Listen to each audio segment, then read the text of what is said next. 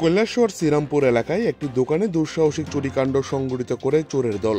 ঘটনার বিবরণে জানা যায়, রাজীব শুক্লবৈদ্য নামে এক ব্যক্তি দীর্ঘ বছর ধরে ওই এলাকায় দোকান দিয়ে আসছেন। তিনি ব্যক্তিগত কাজে বহিরাজ্যে শিলচরে যান। কিছুদিন পূর্বে সেই সুযোগকে কাজে লাগিয়ে চোররা হাত সাফাই করে ওনার দোকানে। শুক্রবার সকালবেলা দোকান মালিক খবর পান ওনার দোকানে চুরিকাণ্ড সংঘটিত হয়েছে। এরপর ওনার নিকট আত্মীয় সহ স্থানীয় ব্যবসায়ীরা ওনার দোকানে ছুটে যান এবং ঘটনার সত্যতা পান।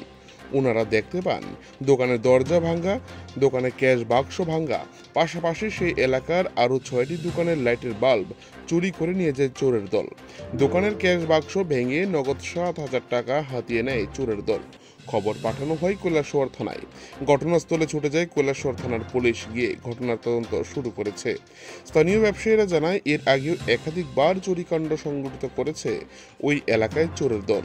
এমনকি ওই এলাকায় অবস্থিত একটি লোকনাথ মন্দিরে ক্যাশ বাক্স ভেঙে নগদ অর্থ হাতিয়ে নিয়েছিল চোরেরা।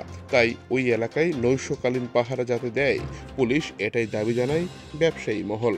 কৈলাসহর থেকে নিজস্ব প্রতিনিধি রিপোর্ট, টিভি 100 বাংলা। কি হয়েছে দোকানে? ওই সকালে খবর পাইছি আমার কাকু শিলচর তাইনে ফোন করছে যে আমার দোকান চুরি হয়েছে, একটু যাওয়ার লাগে আইসি রুম দেখি তালা ভাঙ্গা। কিতা কিতা নিছে?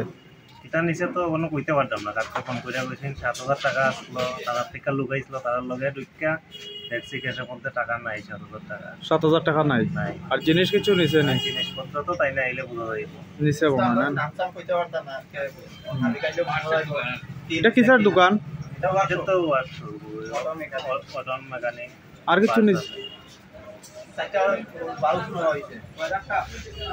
দোকানের মালিকের নাম কি? রাজীব শুক্লবৈদ্য। তোমার নাম কি? আমার নাম অমিত চক্রবর্তী। তো পুলিশ আইছিল নি?